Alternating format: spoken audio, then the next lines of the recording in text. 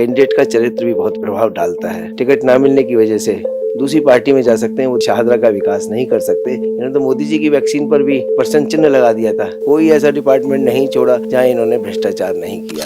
नमस्कार, India TV देख रहे हैं आप और मैं हूं आपके साथ ऋषिभा। 5 फरवरी को दिल्ली विधानसभा चुनाव के मतदान होने हैं और 8 फरवरी को ये तय हो जाएगा कि आखिर दिल्ली की जनता के दिल में कौन है, दिल्ली की जनता ने किसे चुना है। 3 फरवरी से प्रचार पर भी अंकुश लग जाएगा। लेकिन इसी बीच अब तमाम पार्टियां जो हैं वो जोरों शोरों से प्रचार प्रसार कर रही हैं और कहा जाए तो दिल्ली में बीजेपी और आम आदमी पार्टी के बीच कांटे की टक्कर देखी जा रही है। तो आखिर बीजेपी कैसे दिल्ली में दिल्ली के लोगों के दिल में जगह बना पाएगी, दिल्ली में सत्ता बना पाएगी, ये जानेंगे हम संजय गोयल से, जो कि दिल्ली के शाहदरा विधानसभा सीट से बीजेपी उम्मीदवार है और जिला अध्यक्ष भी रह चुके हैं। संजय जी, सवालों का सिलसिला शुरू करते हैं और मेरा आपसे पहला सवाल ये है कि आप पहले भी इसी सीट से चुनाव लड़े थे, लेकिन आपको जीत हासिल नहीं हो पाई थी। तो आखिर इस बार आप क्या ऐसा रोड मैप लेकर आए हैं या क्या ऐसी चीजें करेंगे कि आपको लगता है कि इस बार दिल्ली की और खासकर शाहदरा की जनता आपको? ऐसा है कि शाहदरा में पिछली बार मैं कुछ ही मतों से चुनाव हारा था, क्योंकि एक को जीतना है दूसरे को हारना है, तो इसीलिए जनता का सहयोग भी अपार मिला था। लेकिन इस बार जनता के मन में दिल्ली शाहदरा विधानसभा के लिए मेरे को चुना जा रहा है और सभी का समर्थन बड़े आराम से मिल रहा है। और चाहे वो झुग्गी क्लस्टर हो, चाहे सीमापुरी का क्षेत्र क्यों ना हो, चाहे शाहदरा का क्षेत्र क्यों ना हो, क्योंकि जानते हैं कि कैंडिडेट का चरित्र भी बहुत विशेष प्रभाव डालता है। और पार्टी का तो है ही, क्योंकि श्री नरेंद्र मोदी जी के नेतृत्व में 20 राज्यों में सरकारें चल रही हैं, तो दिल्ली में पिछले 27 साल से सरकार नहीं है। दिल्ली की जनता ने देखा है कि कांग्रेस की सरकार रही या आम आदमी पार्टी की, और दोनों सरकारों ने दिल्ली का जो विनाश किया है वो जानती है कि दिल्ली में सिर्फ भारतीय जनता पार्टी काम कर सकती है। और शाहदरा विधानसभा की मैं बात करूं तो शाहदरा विधानसभा के अंतर्गत आज अनेक समस्याएं हैं जो जनता खुद रूबरू हो रही है। उन समस्याओं का समाधान चाहती है, जैसे खारा पानी आना, दूषित जल आना, और लोगों को पानी की बोतल खरीदने के लिए परेशान होना पड़ता है, पैसे देने पड़ते हैं, जहाँ ये वायदा करते हैं कि हम फ्री जल उपलब्ध कराएंगे। ऐसी बिजली के बिलों की बढ़ोतरी और इसी तरह से सड़कों का टूटा होना, पार्किंग की कोई व्यवस्था ना करना, और शिक्षा के क्षेत्र में यदि मैं अपनी शाहदरा विधानसभा की बात करूं तो चाहे बाबूराम स्कूल हो, चड्डा स्कूल हो, चाहे मंगल पांडे स्कूल हो, ये सरकारी विद्यालय हैं जिनके अंदर एक कक्षा के अंदर 70 से 80 बच्चे पढ़ रहे हैं। उनका किसी का भी दिल्ली यूनिवर्सिटी के कॉलेजों में एडमिशन नहीं हो पाता है। तो शिक्षा व्यवस्था भी इतनी चरमरा गई है जिसका कोई जवाब नहीं है। और स्वास्थ्य सेवाओं की बात करें तो बड़े बड़े हॉस्पिटल्स हैं, वहाँ आईसीयू बेड्स नहीं है, डॉक्टर्स की अवेलेबिलिटी नहीं है, कैंसर हॉस्पिटल है वो बंद पड़ा है एक तरह से। तो जनता परेशान है और जनता चाहती है कि जिस तरह से भारतीय जनता पार्टी की 20 राज्यों में सरकारें बार बार चुनी जा रही है, दिल्ली में भी इस बार वो चुने, क्योंकि सबको देखा है और किस तरह से एक दूसरे को चोर कहकर ये आए थे और आज फिर दोबारा एक दूसरे को चोर कह रहे हैं, फिर गठबंधन भी किया था। तो मैं समझता हूँ कि भारतीय जनता पार्टी इस समय चुनाव को जीतने जा रही है। वहीं बात करें अगर आपके विपक्षी दल की, तो आपके विपक्षी दल से आपके विपक्ष में जो उतरे हैं वो उतरे हैं जितेंद्र सिंह शंटी, जो कि पहले भाजपा के ही सदस्य थे और अब वो आम आदमी पार्टी से चुनाव लड़ रहे हैं इसी सीट के लिए। उनकी लोकप्रियता की बात करें तो लोगों में उनकी लोकप्रियता भी काफी ज्यादा देखी गई है। तो क्या आप कहीं ना कहीं उन्हें अपना कॉम्पिटिटर मान रहे हैं या फिर आपके उस पर कुछ असर पड़ेगा? ऐसा कुछ नहीं है, क्योंकि भारतीय जनता पार्टी की ताकत उनके साथ थी। जो लोकप्रियता में यदि बात करें तो 2008 से लेकर 2024 तक वो चुनाव लड़े, सिंबल कमल के सिंबल पर चुनाव लड़े। हजारों हजार कार्यकर्ताओं की तपस्या और उनका समर्थन था उनके साथ में, और जो भी उन्होंने जो काम किए वो भारतीय जनता पार्टी के कार्यकर्ताओं की वजह से काम हुए थे। वो चाहे वो एम्बुलेंस हैं तो भारतीय जनता पार्टी के नेताओं या उनके समर्थकों के द्वारा दी गई है। और साथ में मैं नहीं समझता कि और उनके चरित्र को एज ए जनप्रतिनिधि रहे थे, सब लोग उनके चरित्र को जानते हैं किस तरह का उनका चरित्र है। और ये भी जानते हैं कि जो दल बदलू है, जो स्वार्थ के लिए टिकट ना मिलने की वजह से दूसरी पार्टी में जा सकते हैं, वो शाहदरा का विकास नहीं कर सकते। इसलिए कहीं कुछ नहीं है। और कोरोना में जितना काम हम सब ने मिलकर किया है, और क्योंकि एक तो आगे होता ही है, तो कार्यकर्ताओं की ने जो मेहनत की थी उस समय, और हमारे श्री नरेंद्र मोदी जी देश के यशस्वी प्रधानमंत्री जी ने कोरोना के टीके जो लगाए थे, जान जिन्होंने बचाई, वो हम ही थे उस समय जब हमने मिलकर काम किया। रही दूसरी बात व्यवस्थाओं की, तो व्यवस्था भी हम सब कार्यकर्ता ज़मीन पर उतरे हुए थे और काम भी किया था। और रही बात सामाजिक कार्यों की, तो सामाजिक कार्य तो हम भी करते हैं। आज हम निःशुल्क शिक्षा देते हैं, कंप्यूटर की एजुकेशन मैं स्वयं देता हूं, और साथ में आपके एक विद्यालय का अध्यक्ष होने के नाते वहाँ भी हम संस्कारों के साथ काम करते हैं। बहनों के लिए सिलाई सेंटर्स है, स्वनिधि योजना के माध्यम से रेहड़ी पटरी वाले भाइयों बहनों के लिए लोन उपलब्ध कराना है, चौपाल के माध्यम से महिलाओं के लिए स्पेशली उनकी स्वाभिमान के साथ वो ज़िंदगी जिएँ उसके पक्ष में काम करना। ये अनेकों अनेक सामाजिक कार्य जो हम कर रहे हैं, क्योंकि मैं स्वयं भारतीय विकास परिषद से 1990 से जुड़ा हुआ हूँ, तो 1990 से लगातार मैं सामाजिक कार्यक्रमों में रहते हुए लगभग 3500 ऑपरेशन हमारी संस्था हर वर्ष कराती है, जो आंखों के मोतियाबिंद के। तो ये काम लगातार कर रहे हैं, और जनता जानती है कौन सही है, कौन ईमानदार है, कौन बेईमान है। तो जनता का पूरा शाहदरा विधानसभा का समर्थन हमको मिलने जा रहा है। जी।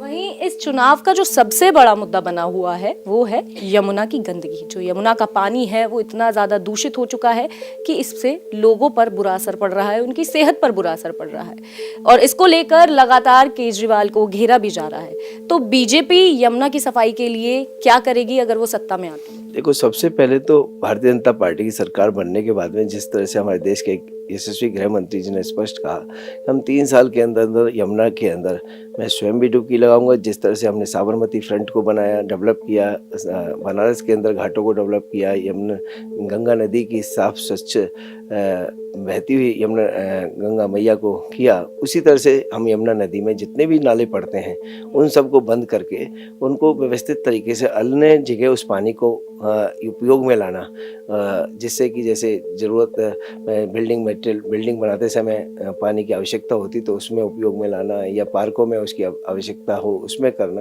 तो अनेकों अनेक हैं। तो जब नाले नहीं पड़ेंगे तो यमुना नदी के में जो पानी पीछे से आ रहा है वो हमेशा रहना, और इसकी सिल्ट जो है जो जमीन नाले में परिवर्तित हो गई, उस सिल्ट को निकाल के 12 महीने पानी यहाँ रहे और लोगों को पीने योग्य पानी मिले। क्योंकि नवंबर दिसंबर के महीने में भी इस बार, चलो गर्मी में तो एक कह सकते हैं कि भी पानी की कमी हुई थी, लेकिन नवंबर दिसंबर के महीने में लोगों को दूषित जल पीने के लिए परेशान होना पड़ा और लोगों को पानी खरीद कर पीना पड़ा। तो हमारे पास रोड मैप प्लान है, इसलिए तो भारतीय जनता पार्टी की सरकार 20 राज्यों में है। लोग जानते हैं कि अनुभवी सरकार है, और ये पहले मुख्यमंत्री थे, अब तो है नहीं, थे जिन्होंने कोई भी विभाग इनके पास नहीं था, सिर्फ एक विभाग था कि चुनाव हर राज्य में लड़ना। और चुनाव लड़ने के लिए जो इन्होंने करप्शन किया, एक बोतल पर एक बोतल फ्री, उस समय आपके कोरोना के अंदर लोग तरस रहे थे स्वास्थ्य सेवाओं के लिए, कि इन्होंने तो कह दिया कुछ नहीं होगा। इन्होंने तो मोदी जी की वैक्सीन पर भी प्रश्न चिन्ह लगा दिया था, लेकिन मोदी जी के नेतृत्व में 140 करोड़ देशवासियों को 3-3 वैक्सीन लगाई गई, पूरे विश्व में 150 देशों में भेजी गई। इसी तरह से यमुना नदी को 100% क्लीन करके व्यवस्थित तरीके से 24/7 स्वच्छ पीने योग्य पानी उपलब्ध कराना भारतीय जनता पार्टी की प्राथमिकता है।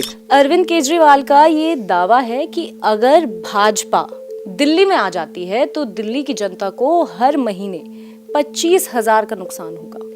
इस पर आप क्या? देखिए, केजरीवाल जो है ना, क्या कहेंगे, भ्रष्टाचारी लोगों को तो वो दिल्ली की जनता सब जान चुकी है। भ्रष्टाचारी, इन्होंने शराब के अंदर घोटाले के कोई ऐसा डिपार्टमेंट नहीं छोड़ा जहां इन्होंने भ्रष्टाचार नहीं किया, और भ्रष्टाचार इस तरह कदर किया कि इनको जेल जाना पड़ा। और जेल जाने के बाद में स्थिति ऐसी हो गई कि लोगों को भ्रमित कर रहे हैं। खुद कहते हैं मैं जादूगर हूँ। जादूगर तो जब आप ही ने प्रश्न पूछा था कि आप कैसे व्यवस्थाएं करेंगे, तो कह रहे मैं जादूगर। तो जादूगर का तो सब लोग जानते हैं, 1 मिनट के लिए खुशी होती है, बाद में तो रियल लाइफ में आना पड़ता है, लौटना पड़ता है। तो इसलिए सिर्फ भ्रमित करना चाहती है, और जनता जानती है कि आज भारतीय जनता पार्टी दिल्ली को विकसित कर सकती है, देश को जिसने विकसित किया है। तो इसीलिए आज इनसे पूछे कि आपके पास ट्रैफिक कंट्रोल का क्या रोड मैप प्लान है, इनके पास कुछ नहीं है। लेकिन भारतीय जनता पार्टी ने सीधे अभी 12,500 करोड़ रुपए के प्रोजेक्ट्स दिल्ली में हमारे माननीय प्रधानमंत्री जी ने शिलान्यास किया है। इनसे पूछिए कितने कॉलेज इन्होंने बनाए। हमने अब कॉलेज एक दिल्ली यूनिवर्सिटी का एक law campus centre Surajmal Bihar में बनाया। इंद्रप्रस्थ ऑलरेडी चालू हो चुकी है, जहाँ 10,000 से ज़्यादा स्टूडेंट आज अपने उच्च शिक्षा ले रहे हैं। तो वो भी 2 साल के अंदर तैयार हो जाएगा लॉ सेंटर। तो आप समझिए कि दिल्ली में इन्होंने किया क्या है, सिर्फ और सिर्फ लोगों को भ्रमित करने का। संजय जी, एक सवाल और मेरा आपसे ये है कि जैसे कि अरविंद केजरीवाल फ्री बिजली, फ्री पानी, फ्री बस टिकट्स महिलाओं के लिए और बहुत सी तमाम फ्री चीज़ें दे रहे हैं, जिसके बाद अब भाजपा भी बहुत सी मुफ्त स्कीम जो है वो निकाल कर लेकर आई है दिल्ली की जनता के लिए। तो अगर कहीं ना कहीं अरविंद केजरीवाल रेवड़ी बांट रहे हैं तो भाजपा भी तो बताशे बांट रही है, आपको नहीं लगता? नहीं, ऐसा नहीं है। देखिए, हमारी जो महिला सम्मान निधि है वो हमेशा से अन्य राज्यों में देते आ रहे हैं, और वो भी इसलिए देते हैं कि उनकी आवश्यकताओं को पूरा करना एक सरकार का कार्य होता है। और वो भी हर हमने गरीब महिलाओं की बात की, और मैं समझता हूँ वो हर की बात करते हैं, जबकि होता नहीं है वो धरातल पर। उनका ही एक मंत्रालय कहता है कि ये ऐसी कोई योजना नहीं है, ना भविष्य में ऐसी योजना आने वाली है कि हम हर महिला को देने वाले हैं। तो मैं समझता हूँ कि ऐसी कहीं कोई बात नहीं। जो आवश्यकताएं हैं, जो मूलभूत आवश्यकताएं गरीब लोगों की, उनके लिए हमने बात कही है, बाकी अन्य के लिए नहीं की है बातें। तो लेकिन वो हर जनता को भ्रमित करके, अब उन्होंने लोकसभा चुनाव से पहले कहा था कि मैं हर महिला को 1,000 रुपये महीना दूंगा, लेकिन लोकसभा चुनाव बीते हुए कई महीने बीत गए और उसके बाद में आज तक बहनों के अकाउंट में कोई पैसा नहीं आया। ऐसे ही उन्होंने पंजाब में कहा कि हम हर महिला को 1,000 रुपये देंगे, लेकिन वहाँ 3 साल हो गए, वो कोई पैसा नहीं आया। तो वो जो बातें हैं हम सिर्फ और सिर्फ हम गरीबी रेखा से लोगों को ऊपर, जो महिला हैं, बहनें हैं, भाई हैं, उनको अपलिफ्ट करके देश के विकास में उनकी अहम भूमिका चाहते हैं कि जो अभी तक उनको नहीं मिला, उनकी आवश्यकता है, इसमें दो राय नहीं है। क्योंकि कहीं ना कहीं उनकी हेल्प करने की सरकार की जिम्मेवारी भी होती है, क्योंकि वो हम देश के विकास में हमेशा योगदान देते हैं। तो इसलिए हमने करा है इस बात को। ऐसा कुछ नहीं है कि हम रेवड़ी और बतासे की बात कहीं नहीं कर रहे, ये सिर्फ और सिर्फ जनता जानती है इस बात को। इसी के साथ दिल्ली में महिलाओं की सुरक्षा को लेकर बीजेपी क्या कुछ लेकर आ रही है? देखिए, महिलाओं की सुरक्षा के लिए हमेशा हमारी 100% जीरो टॉलरेंस के साथ में वर्किंग रहती है, और उसमें हम महिलाओं का सम्मान खाली कहते नहीं हैं, हम करते भी हैं। उनके यहाँ तो क्या था, अरविंद केजरीवाल जी के तो खुद अपने शीश महल में स्वाति मालीवाल जी के साथ जो दुर्व्यवहार हुआ, पिटाई हुई, तो वो क्या सेवा करेंगे। उनके कई ऐसे विधायक हैं जो महिलाओं अपनी पत्नियों के साथ में दुर्व्यवहार करते हैं, महिलाओं के साथ दुर्व्यवहार करते हैं। और हमारी सरकार में कहीं पर भी, किसी भी राज्य में हम यदि देखें तो महिलाओं का सम्मान हमारी प्राथमिकता रही है। रोजगार को लेकर क्या कुछ प्लान्स हैं भाजपा के? हाँ, जैसे कि देखिए, ये जहाँ मैं सादरा विधानसभा में बैठा है अभी, क्योंकि मैं सादरा विधानसभा से ही कैंडिडेट हूँ, यहाँ पर लगभग 4,000 फैक्ट्रीज हैं यहाँ पर, और इन 4,000 फैक्ट्री में ये स्मॉल स्केल इंडस्ट्रीज हैं। तो यहाँ पर जो हमारी सादरा विधानसभा के जो बेरोजगार युवा हैं, उनको सबसे पहले, क्योंकि 4,000 फैक्ट्री का मतलब है कम से कम एक फैक्ट्री में 20 भी वर्कर स्टाफ काम करते हैं, वर्कर्स काम करते हैं, तो लगभग 20 से मल्टीप्लाई करें तो 80,000 के आसपास की बनती है। तो हम अपने उद्यमियों को उनको निवेदन करेंगे कि यहाँ की जो युवा बेरोजगार है, उनको सबको रोजगार प्राथमिकता के तौर पर दिया जाए, जिससे कि वो शाहदरा के विकास में अपना अहम योगदान दे सकें और उनको दूर ना जाना पड़े। अभी वो नोएडा जा रहे हैं, कोई गुड़गांव जा रहे हैं, क्योंकि उनकी मजबूरी है। क्योंकि यहाँ दिल्ली में अरविंद केजरीवाल ने युवाओं के लिए कोई भी रोजगार उपलब्ध नहीं कराया, और मैं समझता हूँ कि दिल्ली में हम युवाओं को रोजगार उपलब्ध कराएंगे तो ट्रैफिक भी, उनको आने जाने में जो असुविधा होती है, ट्रैफिक उसकी पब्लिक ट्रांसपोर्ट की आवश्यकता होती है, तो वो भी कम रहेगी। तो ये हमारी प्राथमिकता मेरी स्वयं की शाहदरा विधानसभा के युवाओं के लिए रहने वाली है। इसी के साथ अब हम एक रैपिड फायर करते हैं, जिसमें कि मैं आपसे कुछ सवाल लूंगी और आपको उनका जवाब विद इन अ मिनट देना है। सबसे पहले शुरुआत करते हैं इसकी, और मेरा पहला सवाल आपसे है, यमुना की सफाई को लेकर 3 मीटर। यमुना की सफाई के लिए सबसे पहले तो सारे नालों को बंद करना, जितने भी नाले हैं, और STP जो प्लांट्स हैं उनको दुरुस्त करते हैं और नालों को बंद करना। दूसरा है कि जितनी सिल्ट है उसके अंदर, उसको निकालना। तीसरा है कि उसके अंदर आपके 12 महीने पानी यमुना नदी में रहे, स्वच्छ जल रहे, उसको करने का प्लानिंग हमारी रहेगी।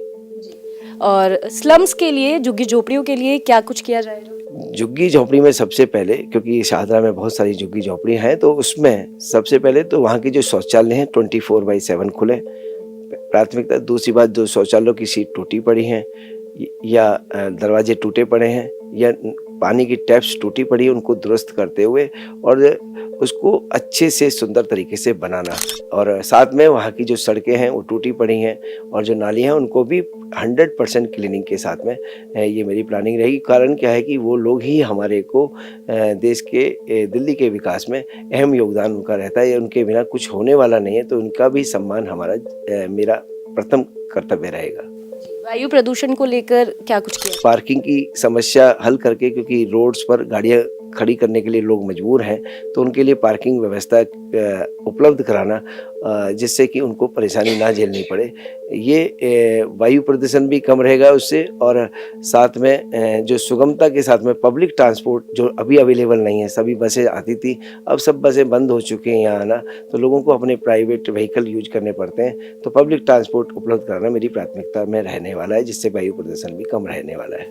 शाहदरा में साफ सफाई को लेकर DSI-DC के नाले हों या PWD के नाले, वो 100% नियमित रूप से साफ होना, जिससे छोटी नालियों का जो पानी है वो सुगमता से तरीके से जा सके और नाली ओवरफ्लो ना हो, जिससे कि सफाई व्यवस्था अच्छे से रह सके। और जितने भी हमारे शाहदरा विधानसभा में आपके ढलाव घर हैं उन सबको बंद करना, और बंद करके उन वहाँ का जो कूड़ा है गाड़ियों में सीधे जाए और सीधा सीधा ज़मीन पर ना पड़े, ये मेरी प्राथमिकता रहेगी।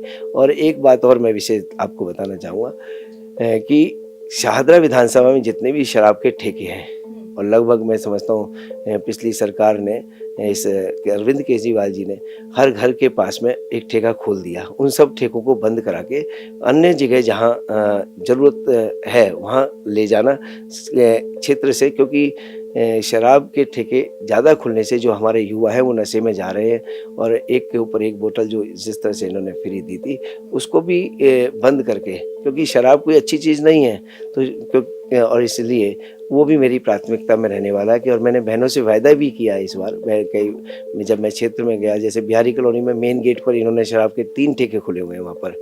अब बताइए 3 ठेके खुलना, तो शराब इतनी ज़रूरी नहीं है, जनता को ज़रूरत है पानी की, तो उसको हमने व्यवस्थित, और मैंने वायदा भी किया कि विधायक बनने के तुरंत बाद ही उन सब ठेकों को मैं बंद कराऊंगा।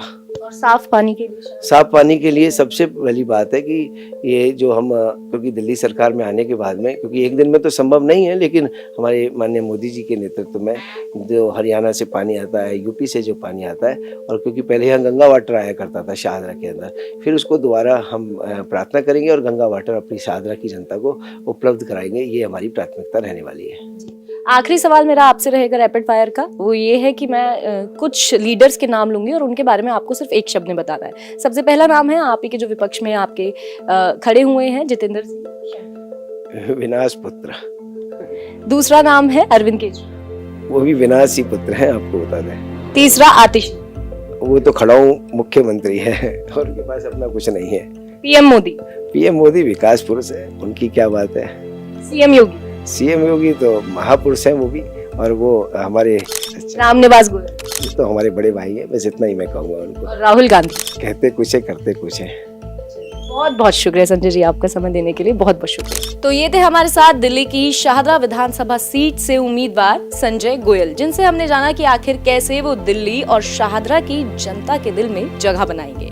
तो फिलहाल के लिए इतना ही, बाकी तमाम बड़ी खबरों के लिए आप देखते रहिए इंडिया TV।